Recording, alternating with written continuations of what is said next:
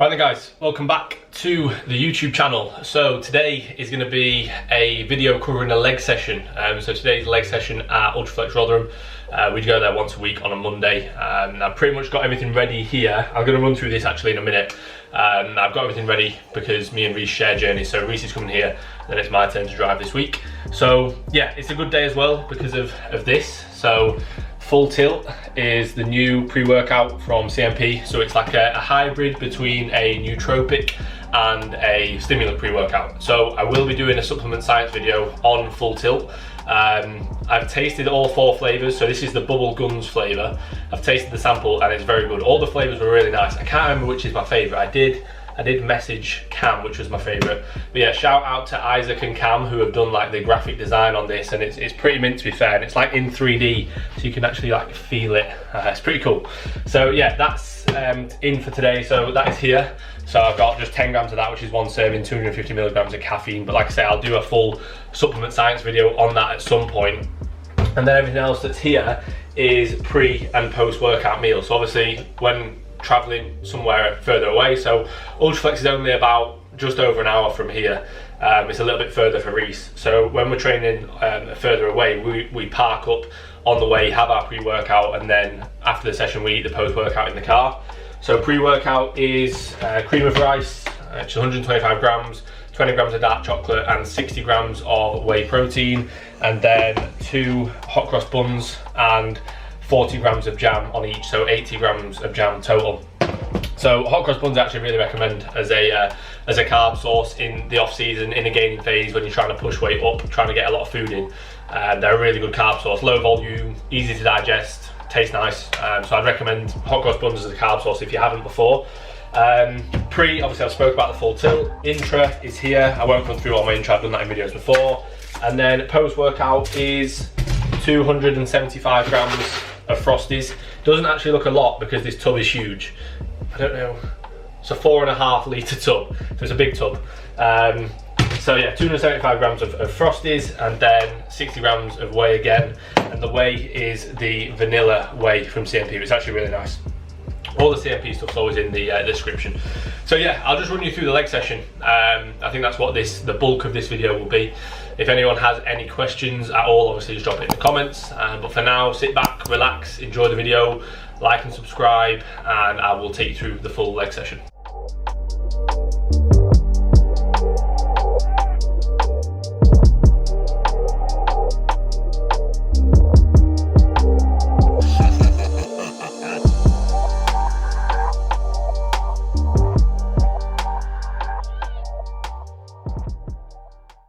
So, leg day walkthrough at Ultraflex, and we'll start off with the gym shop adductor. So set 1, I'm aiming for 2-second pause in both ends of the rep, trying to standardise the control, standardise the range, standardise the contractions. To be honest, this is 7 plates, it's got a little bit heavy now. I may need to reset it a little bit soon just to clean it up a little bit.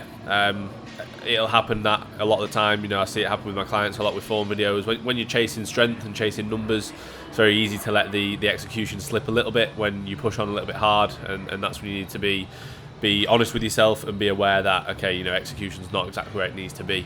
So that first set was a little bit sloppy, slight twinge in my left adductor as well, but it seems sound today. I've got legs again today, so we'll see how it is. Second set, just continuous reps, again trying to focus on getting a good amount of range.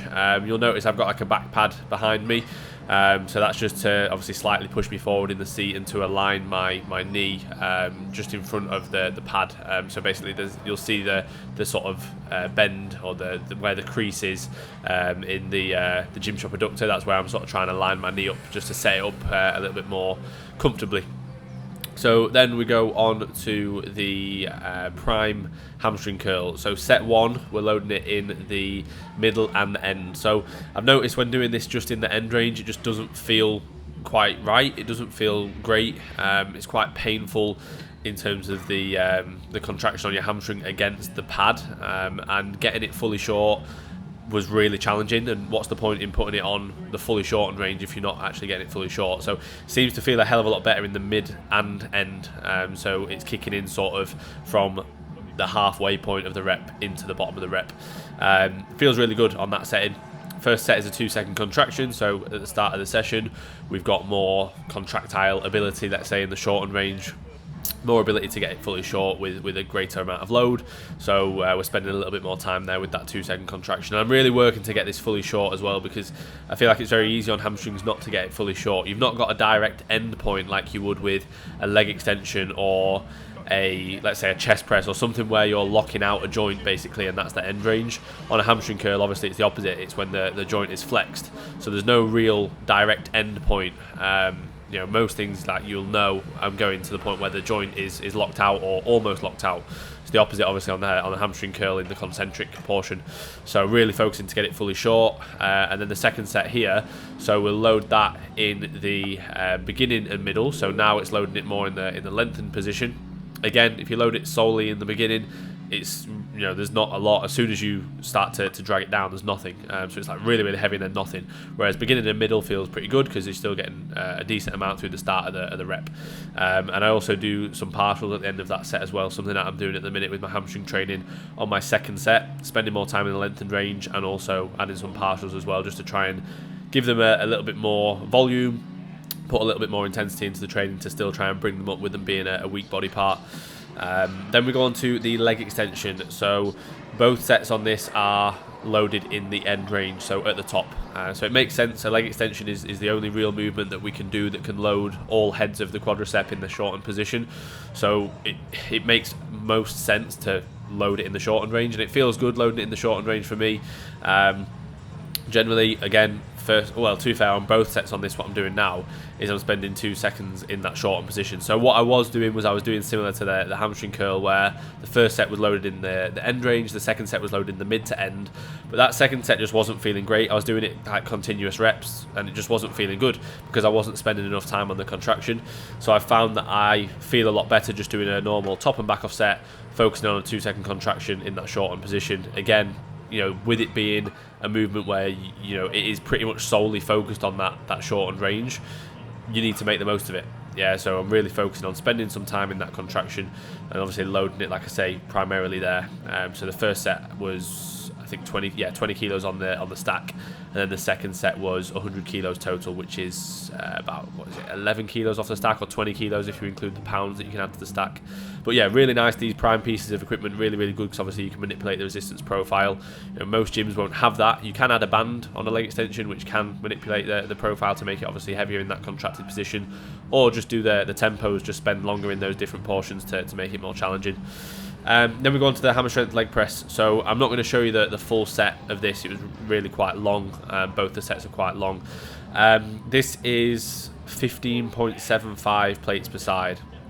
So that's 635 kilos. Really focusing on breathing, bracing, got to lock in so hard, got to pull myself down into the seat as hard as possible, got to get as much air in as possible, keep my core as tight as possible to make sure that my intra-abdominal pressure, so that the air inside my core is basically as tight as possible, as the pressure is as high as possible, to reduce chance of loading the back or loading the core or letting my bum roll out of the seat. Obviously with that amount of load, if you mess anything up, like, it just completely ruins the set. So yeah, really focused on every minor detail on that. And then the second set is with a slight pause in the bottom of every rep as well, which I quite like on a leg press, is a slight pause in that lengthened range. So then we go on to a 45-degree hyperextension. So to be fair, like, I elevate it slightly. It just feels at a slightly better angle, and I feel like I can get more out of my hamstrings elevating it slightly, and as well as that, I can get a little bit more range of motion with the dumbbells obviously hanging down past the machine. So what I'm thinking here is to keep my spine flexed. Okay, so I'm trying to make sure that I'm not flexing and then extending my spine, because if I perform spinal extension, I'm going to be bringing my erectors into it, which I'm not trying to train. I'm trying to train my hamstrings. So I'm focused on spinal flexion throughout and just driving the hips into the pad. If I was to try to make it more glute dominant, what I would do is I would push my toes out, so I'd externally rotate at the ankle. That would obviously incorporate a little bit of abduction because your knees would be pointing outwards. And you can generate a little bit more force through the glutes and think about squeezing the glutes more. What I'm trying to do on that is solely target the hamstring, so I'm keeping my feet facing forwards, keeping that spinal flexion and thinking to contract the hamstrings hard at the top of every rep, and then I drop it into a body weight set and also some partials on that as well. Then I go into a Nautilus glute drive. So this is just one set. So again, the 45 degree hyper was just one set as a drop set.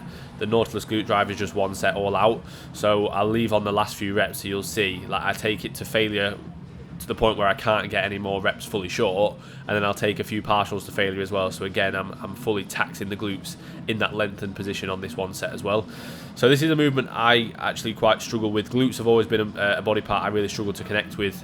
Even when it comes down to like posing, I struggle to like switch my glutes on.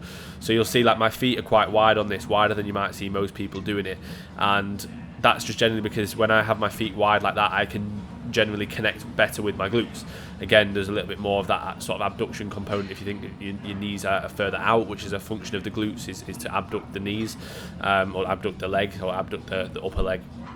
So I'm thinking to drive my knees out and contract my glutes as hard as possible. So you'll see I have a slight pause at the bottom of the top. That's not just to standardise the reps, but that's also to really help me internally connect with my glutes. Then I go on to a single leg Atlantis leg press. So potentially people who listen to the podcast will hear that I was speaking about trying to bring up like my quad sweep, or someone actually asked a question about it. So your vastus lateralis, which is the muscle on the outside of your quad. I find that single leg movements for me, so unilateral movements, really help me actually connect with it. And I also think to press almost with like the outside of my foot, and that Atlantis machine is great because I can really focus on the pause in the lengthened range and loading it in that position where I can get like almost full knee flexion, and it sort of the load drops off slightly in that position because of the loading profile of the pin and the weight, where the weight pin is and the plates. As you press up, the plates obviously go further away from you and travel higher up, so there's more gravity acting on them. And as it comes down, it travels closer to you and lower towards the floor, so there's less gravity acting on the weight, and therefore the load at the bottom is quite light, and you can pause in that position, and I get a really good connection with the outside of my quad, which I'm trying to bring up because it's a weak part of my physique. Spoke about in the podcast, a lot of it can be genetic as well, but also, if you can keep your feet facing forwards, if you can try and connect a little bit better with that muscle group, then it is going to generally get more stimulus than if you're not feeling it at all. Then I go on to some calves. So I do this as like a double rest pause with a stretch in between each rest pause. I won't show you all of that. It's 3 seconds in the bottom and a 2-second contraction. Then onto a drop set for a single arm dumbbell hammer curl. So just on my leg sessions, we do a little bit of arms and a little bit of delts. I think I spoke about this numerous times now. With them being such small body parts, they can recover from a good amount of frequency. We train 4 times a week. Generally, we have biceps 3 to 4 times, depending. We sort of auto-regulate if they feel trashed at all. Biceps 3 to 4 times, side delts 3 to 4 times, triceps 2 to 3 times. Because obviously you get a little bit more stimulus through the triceps from heavy pressing. But yeah, that's why I've got biceps and side delts, as you'll see in this session. So the side delts, what I'm doing there on the prime lateral is I'm doing a double drop set. The first set I'm loading it in the end range, so the shortened position. The second set I'm loading it through the middle. Third set I'm loading it in the beginning range, so it's loading it at the bottom position. And I'm just dropping the load as I go. And then just finish off with a little bit of abs. So I do abs on both of my leg days. So just finishing off there with a hanging leg raise. So yeah, it's a good session. It's a really tough session, but it's a good one. And I spoke about this on the podcast as well. It's sort of like that session absolutely buries me. It's like 4 hours and I'm absolutely trashed. Like I would like to put the full session on there, like obviously show you full set so you can see the sort of the intensity of it and the level that goes into it and how battered I am after given sets. But it's just going to be, it's too long. People don't want to watch, well, they might do, I don't know. People likely don't want to watch like a 2-minute set on a leg press. But yeah, that session takes a lot out of me, but I was saying this in the podcast, I need to put that into the sessions. My legs haven't grown this well before. This is the best my legs have looked. So at the minute, I just need to keep pushing hard and doing what I'm doing because things seem to be working well with my leg development. Still a long way to go, obviously, but seems to be working pretty well. But yeah, that's pretty much everything covered on that session. What I'll do is I'll leave you with some post-session posing as I did in the last video. I'll likely just keep that as a sort of staple in the videos just to see where I'm at in the off-season. I know it's not the most exciting. I know there's a lot of people prepping at the minute. It's maybe more exciting to see people that are shredded, but that's only a minute part of the whole process. You're prepping for a very small amount of time in comparison to the amount of time that you're gaining, for most people anyway, of course. So yeah, I'll leave that in. Any questions at all, please leave in the comments below. If there's any videos that you'd like to see, anything you want me to cover, just let me know. But I appreciate everybody watching. If you could like and subscribe, that would be massively appreciated as well. And I will catch you all in the next video.